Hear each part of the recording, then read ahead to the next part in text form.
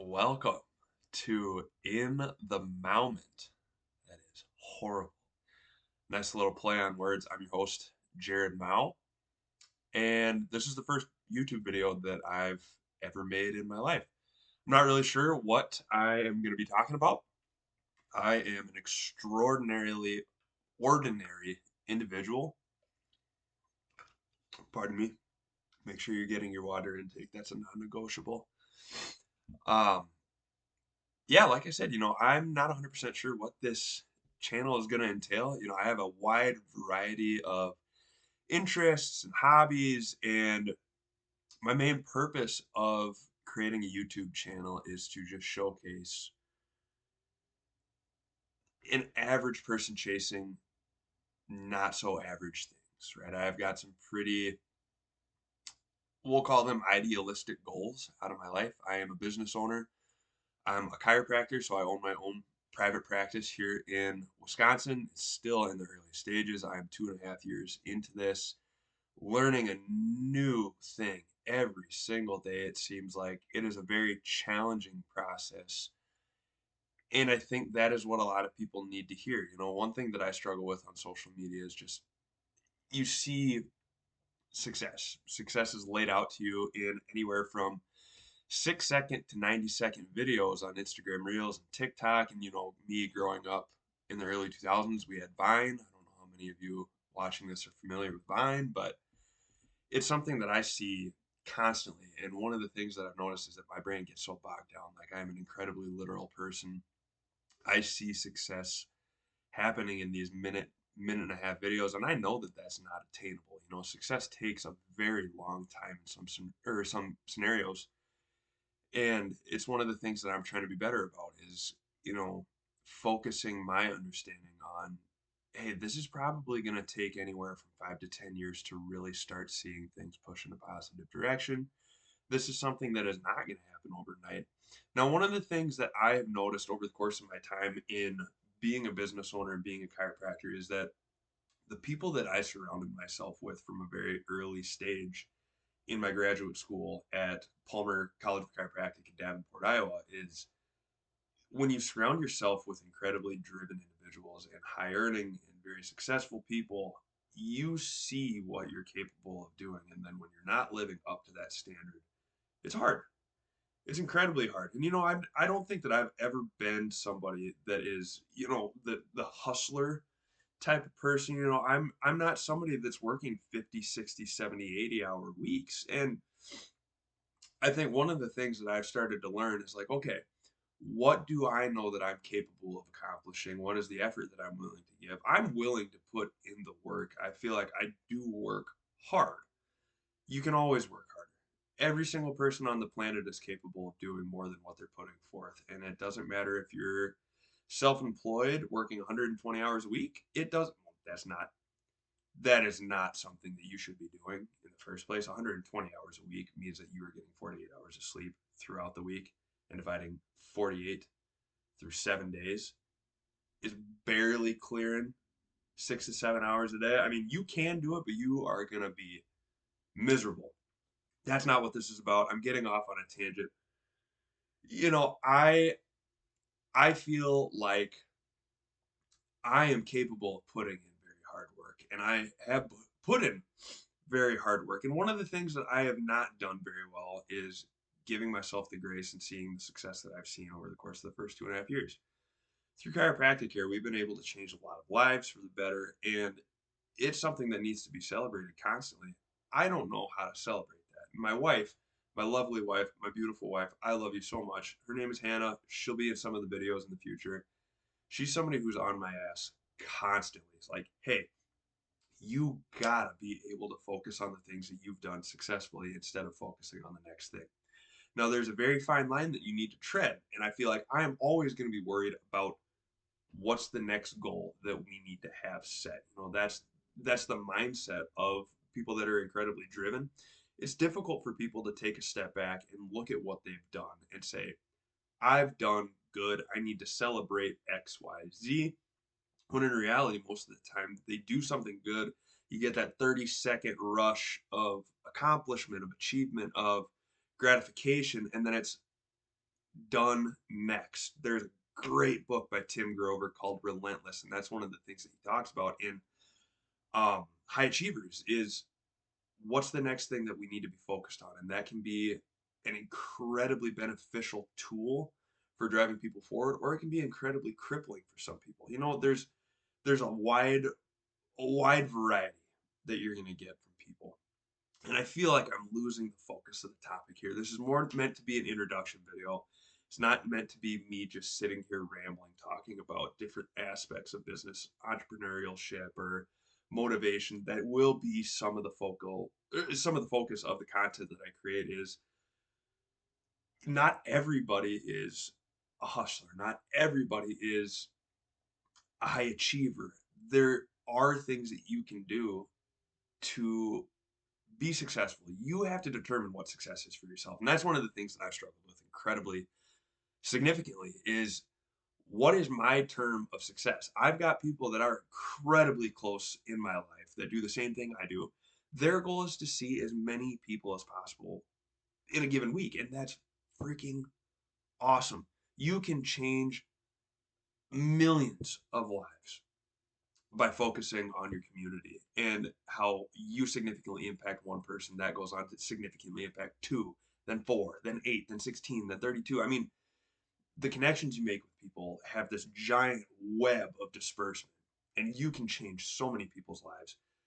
And I think when I started out in practice, surrounding myself with those people that are really, really driven and really, really successful individuals in the realm of chiropractic, you can see people that see 300, 500, 750, 2,000 people in a week and are changing lives for the better. You have to determine what success means to you. I think one of the things that I'm starting to find out for myself, success means that I have freedom with time. I have the ability to take my time and do what I like to do. I love golfing. I love playing video games. I love hanging out with my wife. I love lifting weights. I love being active. I love cooking. I love having the time to do things that I enjoy. And that's what success looks like to me.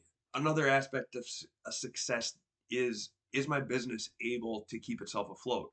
One thing that I have struggled with immensely is success to me when I started, it looked like I'm running $1 million practice. It looked like I am clearing overhead and tripling it every single month. It looks like all these different routes of investment. Maybe my practice will get there. I have no idea how big this thing is going to grow to be. But success is, are you keeping the lights on? Are you clearing your overhead with room to spare to pay yourself, to pay the people that are helping make this possible? Do you have a little bit of surplus that can go into different routes of investment? That's a successful business. If you're able to keep a business open and you have money to spare, that is a successful business. I'm incredibly steadfast in that statement. I think that everybody has different definitions of success, and I think that's great. That's awesome. That separates a lot of people on the planet from being incredibly high achievers, and then those of us that are just focused on getting something off the ground, getting a profit base, getting a base clientele, and then moving on from there. We can see things grow exponentially. That is what success looks like to me. Success to me means that I can take a break from my practice and I can use my time outside of practice to spend it with the people around me that I care about, whether it's friends, family, my dog. We have a Siberian Husky named Boone. He's an absolute psychopath, but I love him to death. And that is what success means to me. And I think that that is something that a lot of people need to define for themselves. I'm not here to make that definition. I'm just telling you what success looks like to me in hopes that maybe that gives you clarity on what you can consider success. It's a rat race. Business ownership, entrepreneurship, it is an absolute rat race. And you can get lost in it, you can get bogged down, and you can get burnt out so freaking fast. So it's important. Create your definition of success. What does it look like to you? What does it mean to you to be successful? Because you'll find a million different definitions. Whew. Okay, so another incredible tangent that we just got on there. This isn't meant to be me talking at you or just providing the hoorah rah bullshit that comes with motivational content that's on the internet. It's incredible content nonetheless because sometimes people need that little kick in the ass to get themselves moving. However, you cannot only have external motivation. Motivation has to be something that comes internally because if you're constantly seeking external sources, it is never going to create sustainable habits. And I think that's another concept on here that I want to talk about is like I struggled so hard for a majority of my adult life to create positive habits. In my early college experience, one of the things I was focused on was having the college experience, the stereotypical experience that every kid I think needs to have one of the years that you're in a 4 year university or 1 year at a 2 year. I don't care how you do it. I made connections my first 2 years of college, and that involved me going out and drinking and partying and doing all the things that were so destructive to my physical and mental health. And it took my junior and senior year for me to really have that epiphany like, hey, this isn't sustainable. You can still go out and have fun with friends, but from a financial perspective, a spiritual perspective, and a health perspective, it is incredibly destructive to what you're trying to do. Making connection, though, that's the thing that I was so proud of during my college experience is like I grew my friend group by hundreds of people. I mean, you meet so many new people in your life, and every single one of them has some brand of impact, whether it's a negative or a positive impact. There are always things you can learn from people. And I think that when I was experiencing, I was at probably the lowest point of my life in my senior year. We were coming into our final semester. We were 4 months from graduating, 5 months from graduating, and I'll never forget it. In this quick little tangent, in this channel, I'm going to get incredibly graphic about the things that I've experienced in my life. I've been through so much. I'll get to that in a different video. But my senior year, I was incredibly suicidal. That's one of the things that I don't talk about with hardly anybody. And in fact, I think only my wife knows about it. But it was the second or third week in January. And I don't know if it was seasonal depression that was just kicking in. We had gotten like record high amounts of snowfall and it was just gloomy. Everything was just kind of down. You mix that with alcohol, you mix that with just like a true lack of drive and motivation and aspirational goals and things of that nature. And yeah, it just created a perfect storm. And I was at the lowest point in my life where I was heavily contemplating taking my own life. And I was in the kitchen, sitting in the kitchen by our fridge, at our house that we lived in on Jones Street. Briarcliff Chargers, stand up. Jones Street. Welcome to the jungle, baby. Some of the best weekends of my life. But that you can have the best weekends of your life and still be in an absolute pit. And that's where I was in the middle of January of 2018. And it took me almost moving forward with that act to realize, hey, what the hell are you doing? Flip the script. We got to find a different way to go about this. And that's that moment that it snapped for me. Like, I'm not happy with what I'm pursuing. I was originally a pre-physical therapy candidate. I was pursuing physical therapy because I knew that I wanted to help people. I wanted to grow within the profession of healthcare. I wanted to be able to make a significant impact on my community. And physical therapy seemed like a great fit, but I was having a miserable experience going through my internship. It didn't feel like a good fit. I was 5 months from graduating. I'm like, what the hell am I doing?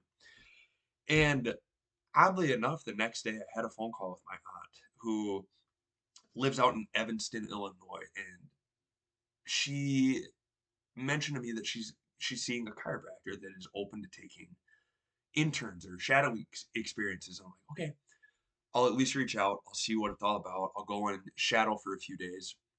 And I went out to stay with her, and I had a life-changing experience. I fell in love with the profession of chiropractic and what it meant to be a chiropractor and all these things that I could see. I felt like I could be myself in the setting. Everything made sense. The concepts of chiropractic seemed so simple and people were getting better. And I'm somebody who appreciates simplicity. As soon as you complicate healthcare, everything goes straight into the shitter. Now, granted, healthcare can be complicated. I'm not saying that it isn't. I'm not saying that some of the solutions to healthcare aren't complicated. I prefer a simplistic approach, and what chiropractic brought forth to me was a very, very simple approach to making people better. And oddly enough, I saw how far it could take somebody who wanted to pursue chiropractic. I talked with somebody who has multiple practices in the Chicago area. I also did a shadowing experience with Dr. Stuart Yass, who ends up, I'm finding out this as I'm doing my internship. I find out that he has taken care of some of the most high level athletes. He's worked with the Chicago Bears, the Chicago Blackhawks, the Chicago Bulls, and somebody that loves sports. I'm like, oh my God, this is my way into something that I'm incredibly passionate about. And that really was the turning point for me in my life is just that moment. You take one step, it's divine intervention. That's how I look at it. There is something guiding my life out there. I'm not going to talk about religion necessarily on this channel. I'm not a super religious person, but I do have faith that there is something out there driving my life forward. Excuse me, water break. One of the thousands that you'll see. 64-ounce container. Boozio. Shout out Boozio. Sponsor me. Just kidding. I'm way too early in this for you to sponsor me. Um, really cheap 64-ounce stainless steel water bottle on Amazon. This is not an ad. Excellent. Anyways, um, but I know something's out there guiding my life, and it's something that I have profound pride in knowing. Like that one decision, that one phone call that I had with my aunt to go out and pursue chiropractic care turned my whole life around. Without that, without reaching the lowest point in my life, I never would have applied to chiropractic school in March of 2018. Never would have got accepted to chiropractic school in April of 2018. Never would have graduated. Yeah, I'm not going to say near the top of my class. That's a stretch. I did very well in graduate school. Never would I have met the people that I met in graduate school to feel confident enough to open my own business out of school, which, looking back, best decision I'll ever make. Because of the people that I surrounded myself with in graduate school, I never would have met my wife. I'll lay into that story how we met later. She hates when I tell the story because I tell the very uncut version, and she doesn't like that. She likes the sweet version, which is why I love her. I never would have met my wife. I never would have contemplated moving to La Crosse, Wisconsin, which, if you've never been, change that. It is the western part of Wisconsin, excuse me, is one of the most beautiful places on the planet. And as I get deeper into this and I make more content, I'll show you our surroundings, what we get to see on a daily basis. It's beautiful. But I never would have thought about moving up here. I originally wanted to open my practice in Castle Rock, Colorado, Colorado Springs area because it's a high population density. You get a huge draw of individuals in the area. I wanted to go to Minneapolis, but Minneapolis winters are awful. And somebody living in the Midwest who is well versed with traffic in Minneapolis and how stupid people are behind the wheel, that is something I didn't really feel like risking um, in the wintertime. So I made the decision, oddly enough, January of 2022, which at literally 4 years prior to this point, January of 2018, I'm at the lowest point of my life. And then fast forward January 2022, I'm talking with Hannah, who at the time was just my girlfriend. We just started dating. And I make the decision to move to La Crosse. And I remember that phone call with her. I called her one day. I was sitting out in Worthing, South Dakota. I was doing my internship in Sioux Falls. And I was sitting there creating my breakdown of my office space. I had a giant sheet of construction paper laid out that had graph lines all over it. And I was like charting out how big each room would be within a 1,600 square foot space. I was getting really in depth. And what I don't know what made me do this, but I just had this strong feeling pushing me to La Crosse. And Hannah absolutely had something to do with that. This is where she was born and raised. This is where her family is. It's not too far away from my hometown in Elk Point, South Dakota. Shout out Elk Point, go Huskies. Um, and I picked up the phone and I called her. I picked up the phone. It was like January 22nd or the 23rd in 2022. And I called her. I'm like, hey, looking over some of the stuff for the office. I've got a question for you though. What would you say if I was thinking about opening up my practice in La Crosse? And immediately, without hesitation, she goes, "Oh, I would poop my pants." She's incredibly excited. So that's the day that we really moved forward with this. And I graduated in February of 2022. her and I moved into our townhome together on March 1st. Or no, sorry, not March 1st, at the end of February. I think it was the 27th or the 28th. I can't remember. We moved into our townhome literally the week after graduation and got our life started together. And again, this all boils back down to January of 2018. I'm at the lowest point I've ever been in my life. And fast forward to February, March 2022, and I am living with my best friend. I'm starting a new chapter in my life, and I'm putting the pieces of the puzzle together to open my practice. And now we're here. It's the end of May 2025, and I'm already almost 3 years in owning my own business and owning my own private practice and seeing how chiropractic can change lives. And it's just absolutely insane to think about this. And I'm going off on such a large tangent, and there's so much content that I want to cover. There's so much information that I want to share, and so much just life experience that I want to share that I want to keep things as concise as possible. Otherwise, I'm going to go off on a tangent. All my patients will tell you this. If you're watching, hi, it's probably pretty weird to see me talking about this stuff outside of practice, and that's fine. We'll talk about it at your next appointment, I bet. Um, but once I get started talking about something I'm passionate about, it's hard for me to stop. And it's just like my brain is vomiting and regurgitating all this information. But this channel is, in part, I guess you could call it my video diary. It's a way that I can share my life, my experiences, my struggles. But it's also to show you that, you can have hobbies that don't align with the hustle mindset. Like I said, I love video games. I love getting out and playing golf. I love hanging out with my friends. I'm the person that will enjoy an occasional beer from time to time, maybe two or three, maybe more. Depends on where I'm at. I want everybody to understand that it's not something that needs to be frowned upon. Like, yes, there is an extent where you can take it too far with some of the hobbies and some of the habits that you have that can become destructive. And it's important for you to determine where's that line? Where's that threshold where it becomes a destructive habit versus something that you can use to reset yourself, regulate your nervous system, refocus your um, refocus your mind, and give yourself the space to decompress so that you can be the best version of yourself in whatever it is that you do. And that's really what I wanted to highlight. I'm not somebody that's extraordinary. I'm not somebody who's above average at really anything that I think. Other people may tell you differently. I think that I am right on par with most things in my life. And that's something that I'm okay with. I'm okay with not being a high earner in my field right now. I'm okay with not being the most successful person in my friend group. I'm okay with, not having it all. I don't have it all. I'll never have it all. But one thing that I do have is I have a wife that loves me. I've got a dog that I get to come home and spend time with and exercise with and see and just be in a great mood with. Both of my parents are alive and still incredibly healthy, and they've made fucking huge changes to their personal health as well. Trigger warning, I do cuss in this channel. Get over it.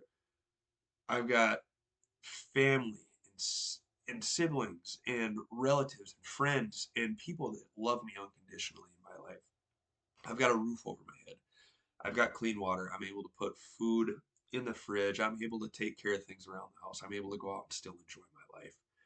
I have everything that I need. And it took me a long time to be comfortable with that, and I'm still struggling with it. But again, this channel is meant to be a way for me to express my interests, my hobbies. Not every video is going to be the same. I see content of people ranking like their favorite video games or their favorite basketball players or this, that, and the other. And that's something that I can see myself doing as well as just implementing different brands of content. And, in the future, you guys can tell me what it is specifically that you want to see. And if I feel like honoring that niche, I'll honor that niche. But for now, this is, God, I don't know how I feel about the name of the channel yet. This is In the Moment, and I am Jared Mel. And the things that we're going to talk about are just, it's everyday stuff. It's nothing special. I'm not going to tell you how to take a business from 0 to a million because I haven't taken a business from 0 to a million. But I'm just hoping to offer a shared experience. People that are going through the same things me, people that need to hear that even though you don't have a fancy foreign car or $1 million mansion or a secret bank account hidden in the Cayman Islands. Like, who gives a shit? If you're happy doing what you're doing, do it. I am somebody that has very, very hard baselines on certain things in my life, though. One of which, water intake. If you're not getting at least 80 to 100 gallons of water a day, I think that you're doing yourself a disservice. However, it varies based on body weight. You know, my somebody that I look up to right now is a man by the name of Michael Smoke. He hosts a Higher Up Wellness podcast, and he is brilliant, absolutely brilliant in his message.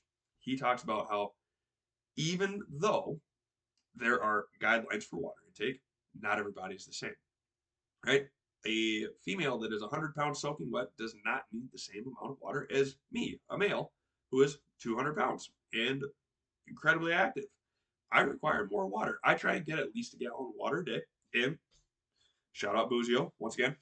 Boozio, stainless steel water bottles. This is not an ad, but sponsor me. I drink 264-ounce water jugs a day. Makes my goal really easy. That is one of my baselines. I do not falter on my water intake.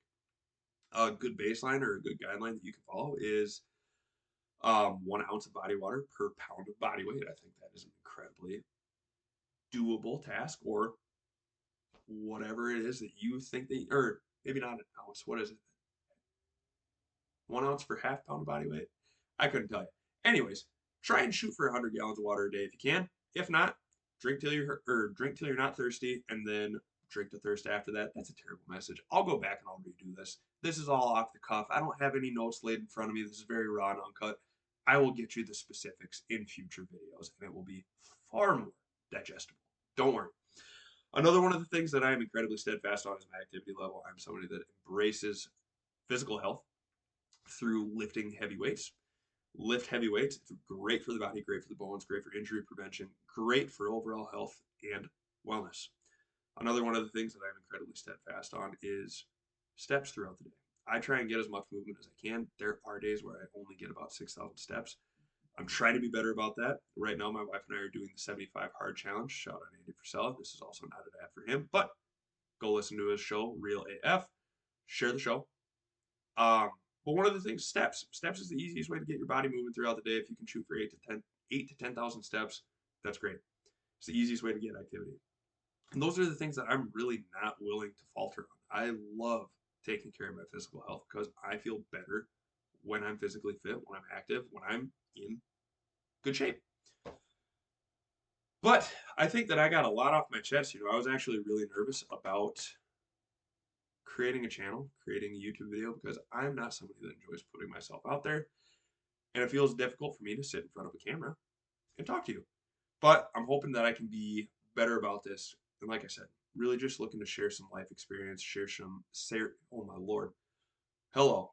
Share some shared experiences with people that are like me. Average people that are looking to do some not so average things, aren't sure how to do it. I'm not sure how to do it either. I've got a good baseline set up. I know exactly what I need to be focused on, and now it's time to execute.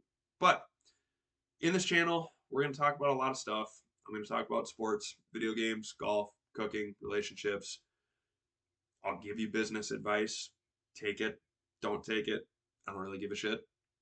And then just talking about my life and what I've learned over the course of 29 years.